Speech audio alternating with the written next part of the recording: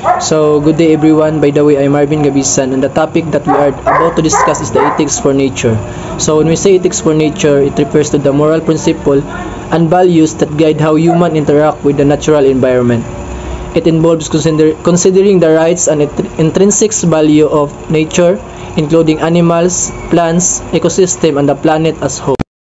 So, tragedy of the commons. So, it refers to a situation in which an individual with access to a public resource, also called a common act in their own interest, and it's doing so, ultimately depleted the resources. So when we say tragedy of common is when an individual using kana nga share resources para sa ilang kaugalingong interest lang bitaw without thinking sa long-term effect niya na.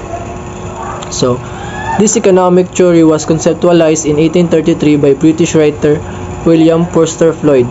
Then, in 1968, the term tragedy of the commons are used for the first time by Garrett Hardin in Science magazine. 5 tragedy of the commons example. Number 1 is the coffee consumption. So, coffee consumption, though seemingly harmless, is a notable example of tragedy of the commons. Then, according to Statistica, about 73% of consumers drink coffee daily and 4% weekly. Then, overconsumption has led to habitat loss and threatens 60% of coffee plants species, including Arabica and commonly brewed variety. So, brief explanation. So, number 1 is coffee consumption is nag-refer niya sa environmental impact caused by the excessive demand. So, we all know man na ang coffee is popular drink worldwide man. So, in growing coffee po daw, so nag-require niya og large amount of land, water, and other resources. Then nasa sa negative effect. If everyone continue to consume coffee without considering the environmental cost, it can lead to deforestation and overuse of water supply. So, number 2 is the overfishing. So, as the global population continues to rise, the demand for food increase. So, however, overhunting and overfishing threaten to push many species into extinction. So, for example, overfishing the Pacific bluefin tuna has reduced its population to approximately 3% of its original numbers. Then, according to United Nations Food and Agriculture Organization, approximately 34% of the world's fish stocks are overfished while 60% are fully exploited. So, kung brief explanation lang ani is, so, if ang mga fishermen sobra na kayo ang pagkuha sa mga isda sa dagat faster than they reproduce or paspas kaysa sa ilang pagpadagan, it can lead nga mo decrease jud ang population sa isda, which can harm the ecosystem and reduce the availability of fish for the next generation as well. So, number 3 is the fast fashion. So, overproduction by fashion brands has created extreme products or plus to the point that luxury brand Burberry burned $37.8 million worth of its 2018 season leftovers to avoid offering a discount on unsold wares.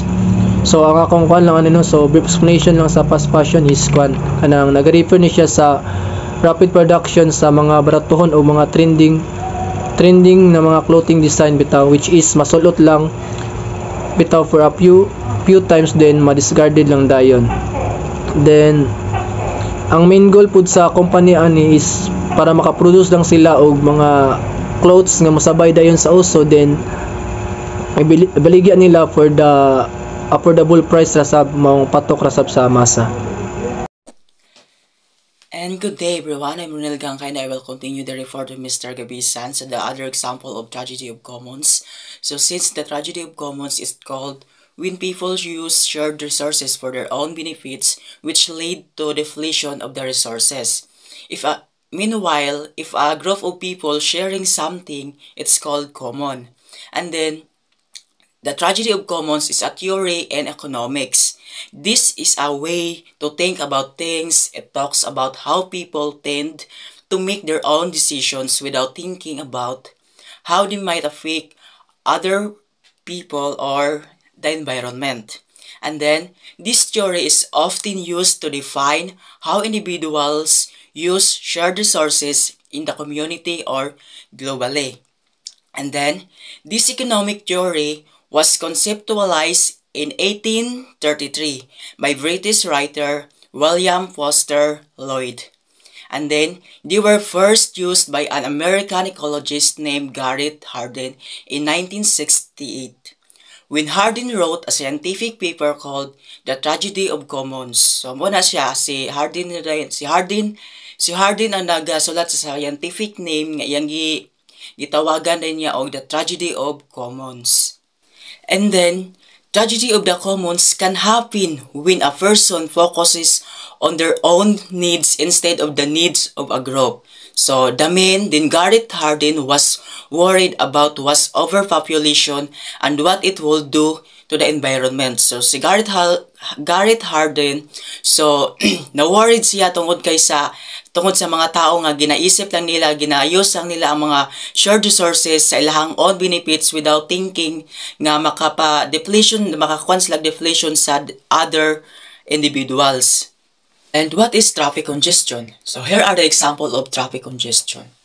According to a study by the Harvard School of Public Health, air pollution from traffic congestion in urban areas contributes to more than 2,200 premature deaths annually in the United States alone. As more people decide that roads and highways are the fastest way to travel to work, more cases end up on the roads, ultimately slowing down traffic and polluting the air. The more nga mudaghan ang sakyanan, the more pud nga magka-increase ang kahugaw sa hangin nga atong malanghap adlaw-adlaw. No? So, ngano magkadaghan pud ang sakyan tungod kay sa kita isip individual kung mag-adto ta sa trabaho, mas pilion pa nato nga mag-original ta nga ang ato yung mga matong mga motor gid atong panggamiton para madali tag adto sa ato ang trabahoan or school or even do nga asa ta mo adto tungod kay di ta gusto nga malangan mo nang magamit ta og kaugalingon mo nga ato nga motor.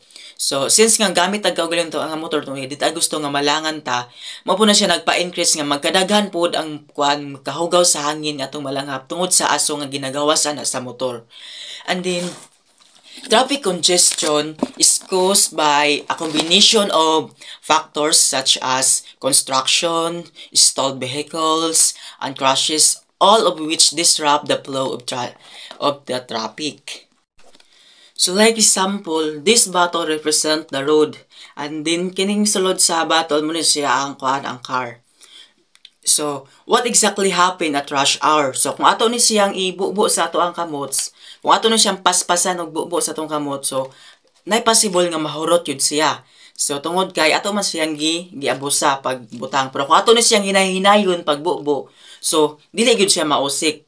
Kung ato na siyang hinahinayon lang, pero kung ato na siyang i-rush na to na siya og bubo sa atong kamot, so dili gyud makakuan gyud ta ni siya, makatihik gyud ta paggamit.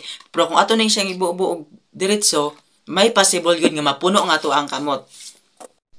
Sumapo na siya sa mga sakyanan. Kung magdali-dali og padagan ang mga sakyanan, magpakusog og padagan, makakos na siya mga accident din.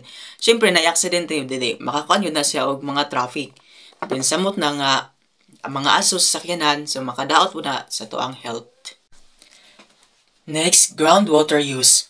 In the United States, groundwater is the source of drinking water for about half of the population, and roughly 50 billion gallons are used daily for agriculture. Because of this, the groundwater supply is decreasing faster and it can be replenished. So since ang water muna itong mga sources sa pag-inom, no? So muna importante yung kayo ang tubig.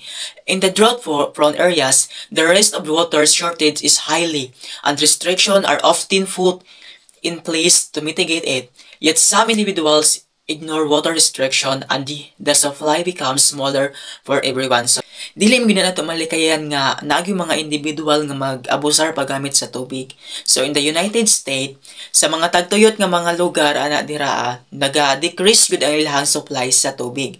And then nagakuan sila mga restrictions sa paggamit sa tubig para makaabot dito sa ilahaang supply. Pero ang uban tao naga-abusar, wala nila nagituman ang mga restrictions sa mga ilang mga balaod paggamit sa tubig tungod kay ginaisip lang nila ang ilang own nga interest sa paggamit ana tungod kay wala sila naghuna-huna para sa uban kung unsa poy kulang or unsa poy need dito sa uban tungod kay giisip lang nila ang ilang kaugalingon para sa ilang own benefits without thinking nga makakonsumo na sila maka-decrease sila supply sa tanan.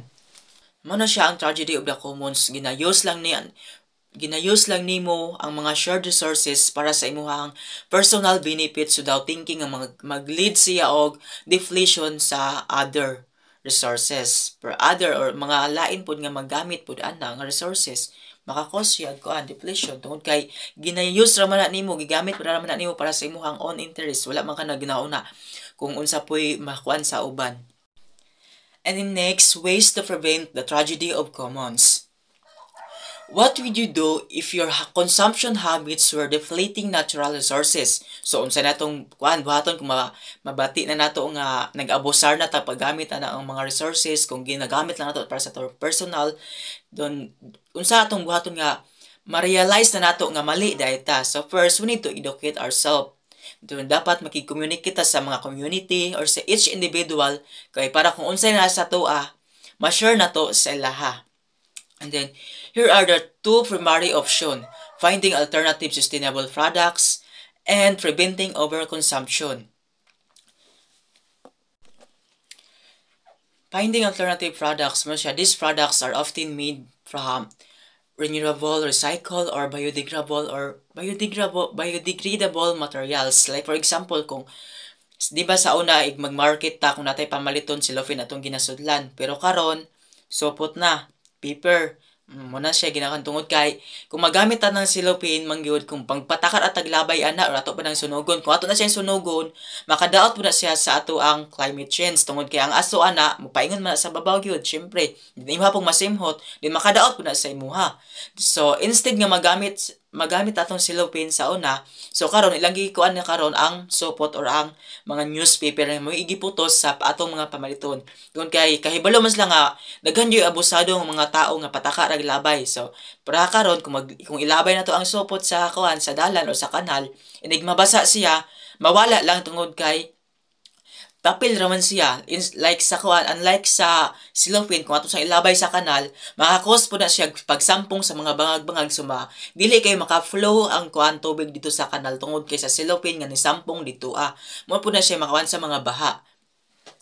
And then next, preventing overconsumption. Like for example po sa the other kuan sa magpalita kung instead nga magpalit tag ikubag para sudlan sa to ang gipamalit nga sa market.